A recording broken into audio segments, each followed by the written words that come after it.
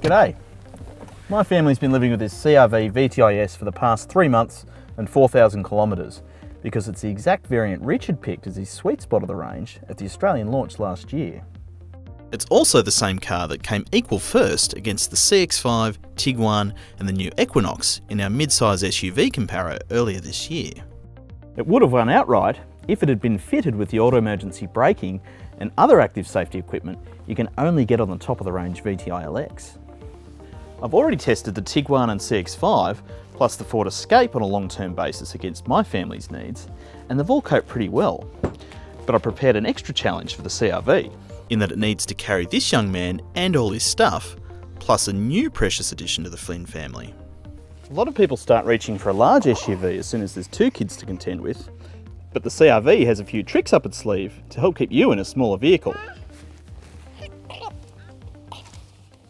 Compared with every other mid-size SUV I've tested, the CR-V has more cabin length, which means that when you've got a rearward-facing child seat mounted behind you, it gives you more room up front, which admittedly isn't too big an issue for my 172cm height, but taller passengers can be quite cramped in a few of the CR-V's rivals. Taller adults will also be grateful for the large rear door openings, which open a full 90 degrees, and this makes it easy to load and unload your babies without having to bend down and hurt your back. One of the great surprises of modern parenting is just how little room is left on the back seat when you've got 2 child seats fitted. This makes carrying grandma around pretty much impossible unless she's a yoga instructor with a very healthy diet. Yes, it would be easier to put a child seat in the middle, but like most SUVs, the ISOFIX mounts are only in the outward positions. There is a top tether in the middle, but I'd only use it if I were trying to fit 3 child seats back here. Now, it is theoretically possible to fit 3 seats across the back, but you'd want to measure and choose each seat very carefully. Another annoying surprise for parents with 2 babies is that the back seat split fold is a thing of the past, unless you go to the trouble of removing the baby seats and leaving the kids at home, but no one is ever going to do that. This probably means you'll have to get your IKEA delivered from now on, but thankfully the CR-V meets you halfway with a giant boot and a huge opening to help you get the best out of it. So not only is it able to swallow our giant twin stroller, it can also fit our single pram and even an umbrella stroller if you're really wanting to show off.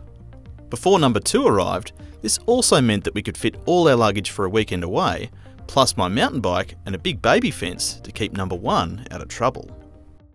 And despite all this room, Honda has somehow managed to pack a full-size spare alloy under the floor, unlike the speed and distance limited space savers you get on most competitors. In the mum and dad zone up the front, it's not particularly flash to look at, but there's lots of clever details which make it easy to live with. The gear selector and handbrake are both within easy reach, as is the multimedia system, which has these great buttons down the side to take you exactly where you want to go in one press. It's got Android Auto and Apple CarPlay, but also built-in sat-nav if you prefer to use the Honda system. There's all the usual bottle and cup holders and USB points front and rear, but the centre console is a real highlight. It can adapt to carry all sorts of objects of varying sizes. Ours is starting to creak a bit as it gets used, but it's so much more handy than a simple lidded bin.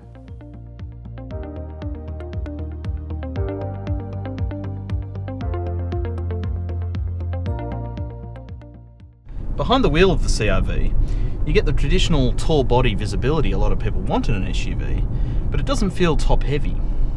The suspension is stable through corners and the ride is comfortable. It's fair to call it car-like, but it's also a reminder of sportier Hondas with its sharp steering and quality leather wrapping its thick rim steering wheel. Like all current CR-Vs, the VTi-S has a 1.5 litre turbo petrol engine, which may not sound like much, but as I experienced with the Escape 1.5, it's got more than enough pep to ferry the CR-V around.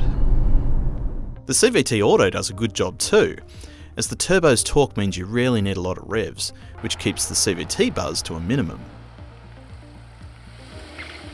This one's the 2-wheel drive version, which suits my needs just fine, but if you travel a lot on dirt roads or like to visit the snow, you can get all-wheel drive for an extra $2,200. We didn't need to take the CR-V on any big trips during our 3 months, but even driving around town, it's managed to better the average fuel consumption of all of my previous long-termers, and that's on regular 91 unleaded.